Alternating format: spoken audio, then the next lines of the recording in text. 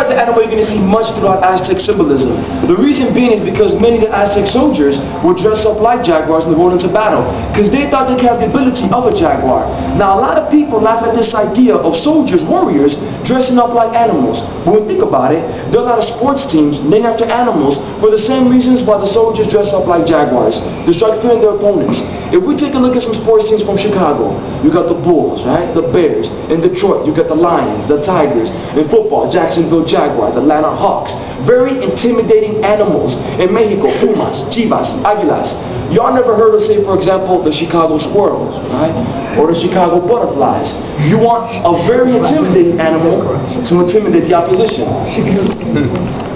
The feathered serpent, Quetzalcoatl. Quetzalcoatl is the head male god for the Aztecs. Now the prophecy went like this, that Quetzalcoatl was supposed to return as a white bearded man. So when Hernán Cortés lands with his ships in 1519, they think it's the reincarnation of Quetzalcoatl. So they open up the city. I think you guys know the rest. Most of us are products of the rest. Mayas. This is Chacmo, the Mayan deity for sacrifice. So these are two different civilizations, Aztec and Maya. Aztecs peaked about 1500 CE, Common Era. The Mayas peaked about 950 AD, CE, or wherever you want to look at it. So what the artist is trying to do here, because not only are they different about 500 years, they're also different within distance. Aztecs are about DF, central Mexico, Mexico City, going up. California, Texas, Arizona. Where the Mayas were southern Mexico, Chiapas, going into Guatemala, Central America. So what the artist is trying to do here is connect both civilizations with this, for lack of a better term, spirit figure. You got this spirit figure coming out of Quetzalcoatl and grabbing the sacrifice from Chacmo, connecting both civilizations, though they're different within time, about 500 years, and within distance. Olmecas. So before the Aztecs, before the Mayas, the Olmecas were around about 3,000 years ago, 1,000 years before Christ. And they're mainly centered in a state called Veracruz. The reason why Veracruz plays a very important part of their civilization, it has very good soil. If I'm the first civilization, the early civilization, why do I need good dirt? To do what? You know, yeah, to plant crops, right? If I gotta hunt my food, that means I gotta kill my food, I gotta gut my food, I gotta cook my food.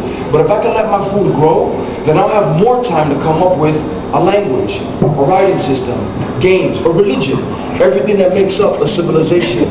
If I gotta hunt my food, that means I gotta follow my food. But if I can let my food grow, then I can stabilize myself, build a community, start a temple, start schools. So if Olmecas were the first civilization, where did they come from?